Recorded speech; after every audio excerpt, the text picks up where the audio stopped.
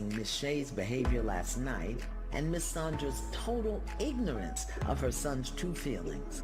I need to check in with Miss Sandra this morning. Good morning, Mom. Where you going all dressed up like you going to church or something? You look beautiful. You too. How you doing? I'm good. How was your night? I had a sleepless night. Yeah. But Let's talk about it. Let's talk about it. That's why we're here. was I a bad mom?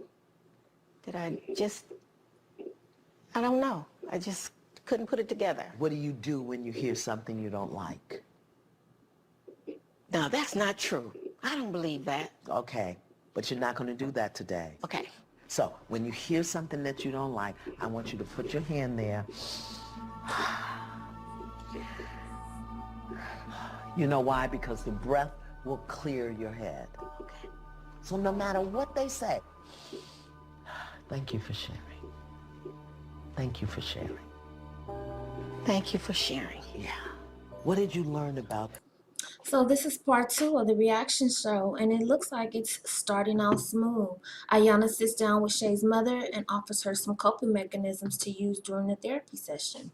I thought this was well applied by Iyanla, actually, and I also thought it was just very thoughtful to do as well.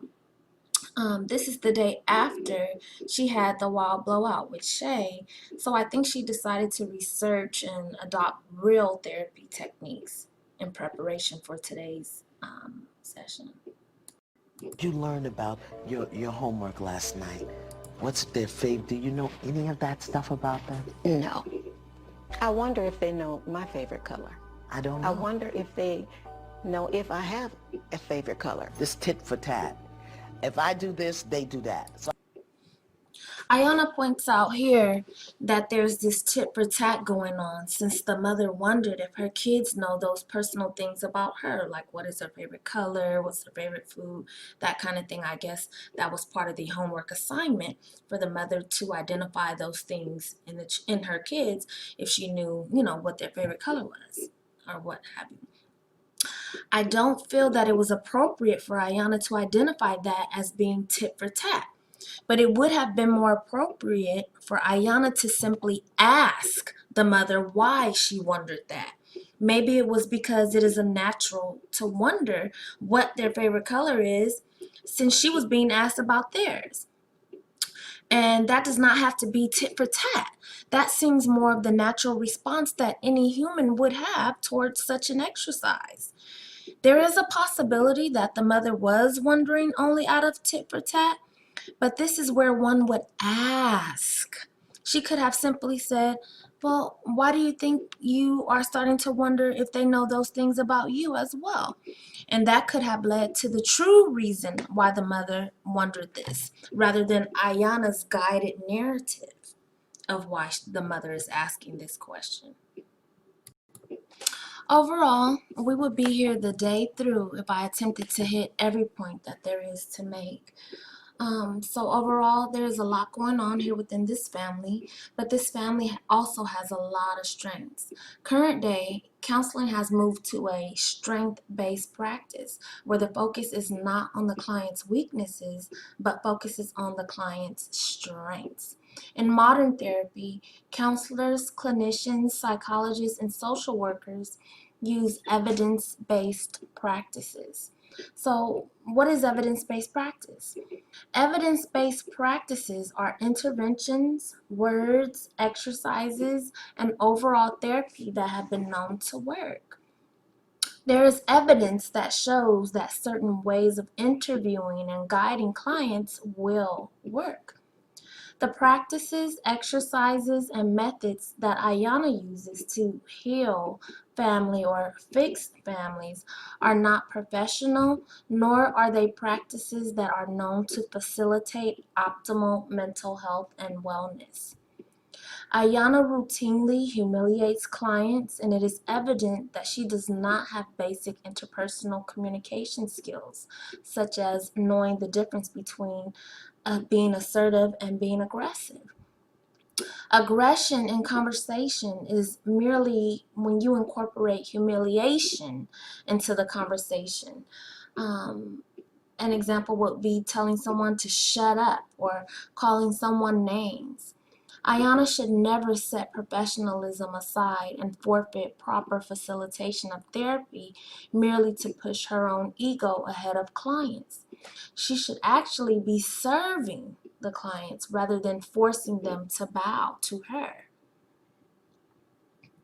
There were some good moments, of course, in the therapy session, but therapy should never resemble the cycle of domestic violence or the cycle of abuse. Okay? Let's take a look at that.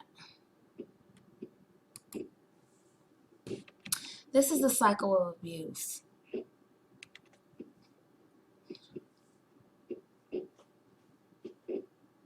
Watching Iyanla work with the Johnson family closely resembled the cycle of abuse. I won't just say just this family, just overall, watching her work with families closely often resembles the cycle of abuse. In the cycle of abuse, there is the honeymoon phase. Then after the honeymoon phase, the tension building phase. Then after tension builds, there is some acute explosion, then back to the honeymoon phase again.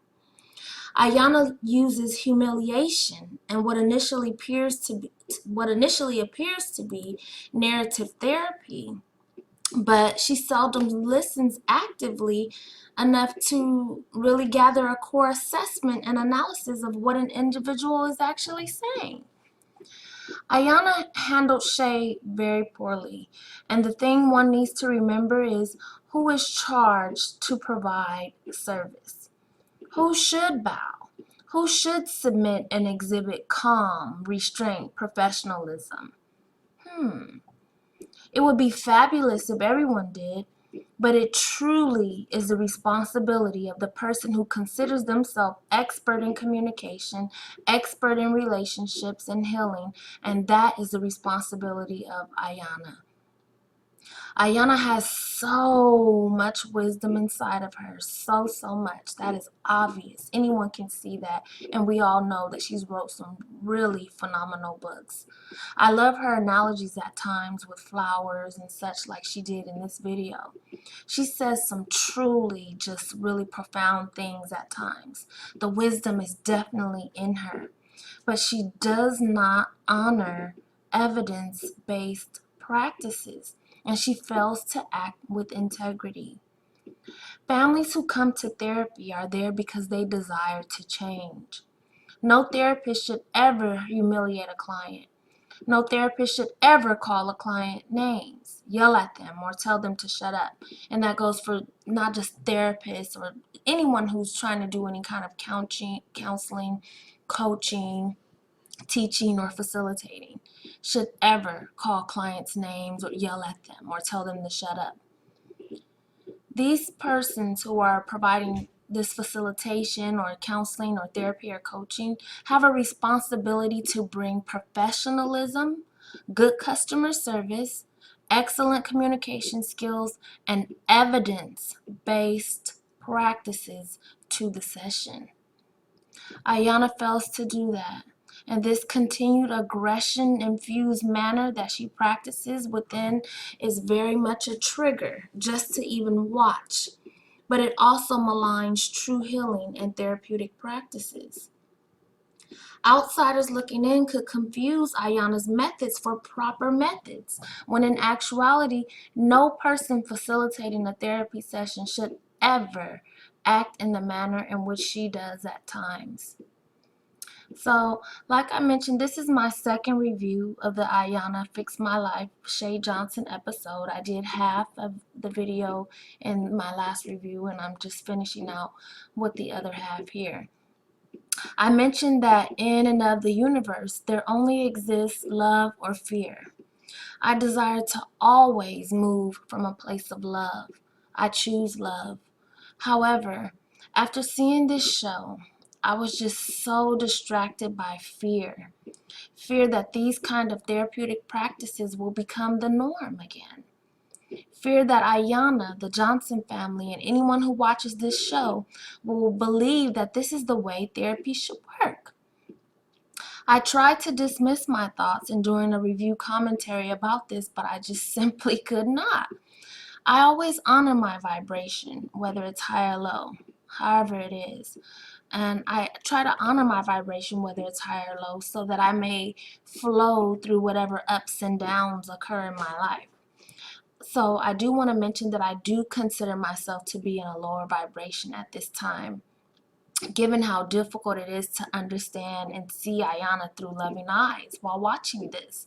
It's just usually not this hard for me to really see someone through loving eyes, and it's just really been that I've been coming from a place of fear. It's just hard to undo with this situation. I thought maybe because there's so much going on in life and around the world, the year 2020 has really been a challenge for all of humankind emotionally and in so many other ways. So maybe that has something to do with it too. But I figured maybe that's why I'm having a hard time seeing Iyanla through a lens of love. So it just is what it is. Love will renew and restore all things in time. So thank you for watching. Please subscribe and share your comments below.